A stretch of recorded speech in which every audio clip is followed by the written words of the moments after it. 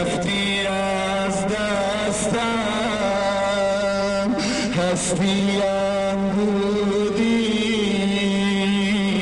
رفتی از دستم تو چرا رفتی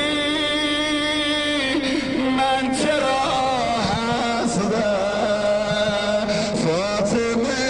جانم فاطمه همه بگن فاطمه جانم فاطمه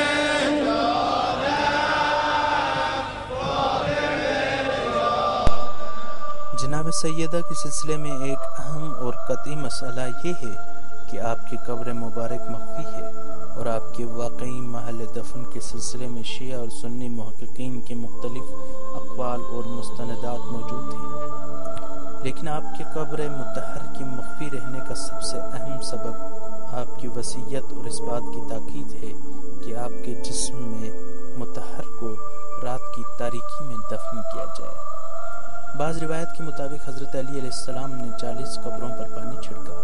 اور 7 قبریں تیار کی کہ حضرت کی قبر کسی طرح بھی پہچانی نہ جا سکے۔ بہرکیف حضرت زہرا سلام اللہ علیہ کا جسد اطہر رات کی تاریک میں مخفی طور پر حضرت علی علیہ السلام نے سپرد خاک کیا، اور شاید یہی وجہ ہے کہ کچھ لوگ کہتے ہیں کہ جناب فاطمہ کی قبر بقیع میں واقع ہے، اور کچھ کہتے ہیں کہ آپ کی قبر مبارک آپ کے گھر میں ہی ہے۔ بعض دوسرے لوگ آپ کی قبر کے سلسلے میں یہ احتمال دیتے ہیں کہ آپ کی قبر مسجد نبوی صلی اللہ علیہ وآلہ وسلم میں حضور کے ممبر اور قبر کے درمیانی حصے میں ہے۔ ہر شیعہ زائر چاہے دنیا کے کسی بھی گوشے سے مدینے میں زیارت کے لیے آیا ہو، حضرت رسول اللہ صلی اللہ علیہ وآلہ وسلم کی قبر مطہر کی زیارت مسجد نبوی میں اقامہ نماز اور ائمہ بقیع اور پیغمبر اسلام صلی اللہ علیہ وآلہ وسلم کے لواحقین اور اعضاء اور اہل خاندان کی زیارت کے بعد بیت الاذان کا قصد کرتا ہے،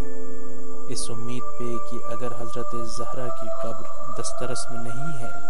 تو اس مقام کی زیارت تو ہو جائے جو آپ سے منسوب ہے۔ اس میں شک نہیں ہے کہ روایات کی مضمون کے مطابق بیت الاحسان بقیع میں ہی ہے، اور تمام مورخین بغیر کسی استثناء کے اس امر کو بیان کرتے ہیں کہ بیت الاحسان بقیع کے جنوب